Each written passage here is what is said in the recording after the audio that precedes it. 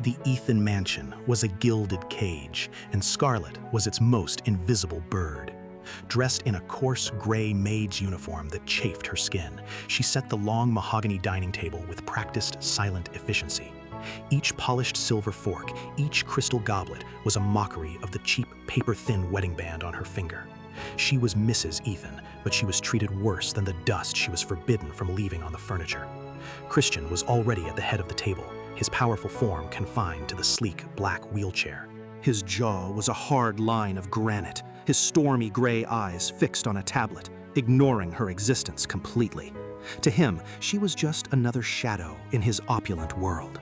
The silence was thick, broken only by the clink of silverware.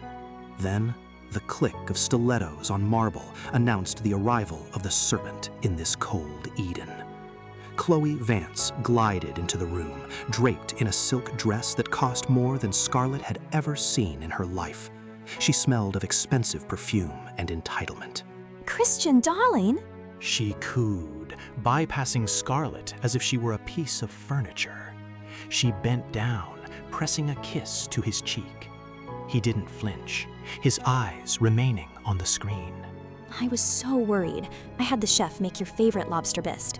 Her eyes, sharp and venomous, finally landed on Scarlet. A cruel smirk played on her perfectly glossed lips. Oh, you're still here. I see you found your proper place, in a maid's uniform. It suits you. Scarlet kept her gaze lowered, her hands clasped tightly. The meek, submissive mask was firmly in place.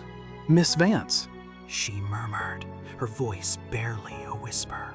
That's future Mrs. Ethan to you. Chloe snapped, her voice like a whip crack. She sauntered over to the seat beside Christian, deliberately positioning herself as the lady of the house.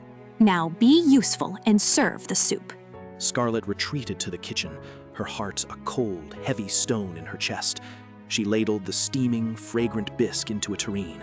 Her hands were steady, but inside, a storm was brewing. The legendary hacker Rosewood did not serve. She commanded, she destroyed. But Scarlet Avery, the orphan bride, served. She carried the heavy tureen back into the dining room. As she approached the table to serve Chloe, a perfectly manicured foot, shod in a jewel-encrusted heel, shot out from under the table. Scarlet's foot caught. The world tilted. With a gasp, she stumbled, the tureen lurching in her hands. Scalding hot liquid sloshed over the side, directly onto the back of her hand. A scream tore at her throat, but she swallowed it down, a choked sob escaping instead. White-hot agony seared her skin. It felt like her flesh was melting off the bone. Tears pricked her eyes, blurring the scene before her. You clumsy oaf! Chloe shrieked, jumping to her feet. Look what you've done! You've ruined my brand new $5,000 Valentinos! A few drops of the pale orange soup had splattered onto the tip of her pointed shoe. Through the haze of pain, Scarlet looked from her rapidly blistering hand to the shoe. The injustice was a physical blow. She cradled her injured hand, the skin already an angry, weeping red. Chloe ignored her obvious injury. Her face was a mask of theatrical fury. Are you just going to stand there? My shoes, they're ruined because of you! Get down on your knees and wipe them, now! Scarlet froze. The humiliation was absolute. She looked towards Christian, a desperate, silent plea in her eyes. Please, say something. The Alpha CEO of Ethan Corp finally lifted his gaze from his tablet. His cold eyes swept over her blistering hand, then to Chloe's furious face, and finally to the minuscule drop of soup on the shoe. He saw it all. The deliberate trip, the scalding burn, the impossible demand. Then, with an expression of pure, chilling indifference, he looked away. His silence was her sentence.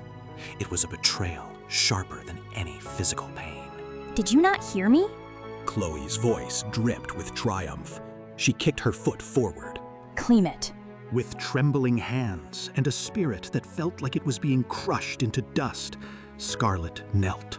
The floor was cold marble against her knees. She took a napkin, her vision swimming with unshed tears as she reached for Chloe's shoe. Every fiber of her being screamed in protest. The Empress within her raged, demanding vengeance, demanding blood. But the maid simply wiped away the drop of soup. Pathetic. Chloe sneered, pulling her foot back. She turned to Christian. Darling, this thing is ruining my appetite. Send it away. Christian's voice was like ice. He didn't even look at Scarlet, his words directed at the empty space she occupied. Get out, and don't you ever bother Miss Vance again. Know your place. Scarlet scrambled to her feet and fled, the sound of Chloe's smug laughter chasing her down the hall. She didn't stop until she was back in the cold, cramped servants' room she now called home. She ran her burned hand under cold water at the small sink, hissing as the pain intensified before it numbed. Staring at her reflection in the cracked mirror, the pitiful, tear-streaked face of the maid began to change. The trembling lips firmed into a hard, unforgiving line. The watery, submissive gaze sharpened, turning into chips of Arctic ice. The meek orphan was gone. The hidden Empress looked back at her. She gently dried her hand, her movements no longer clumsy, but precise and deadly.